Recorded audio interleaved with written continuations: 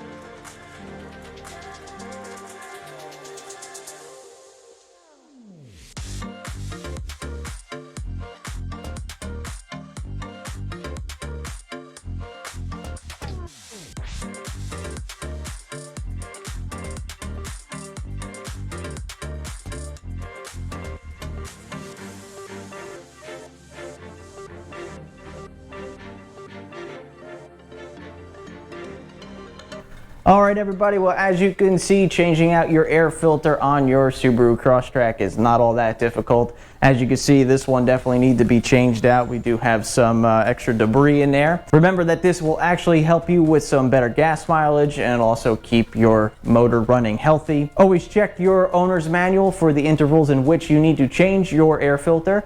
I'd like to thank you again for watching. Don't forget to check us out at techmotoring.com, on Twitter at techmotoring, facebook.com/techmotoring. Don't forget to hit that subscribe button and like the video, and we'll see you on the next episode.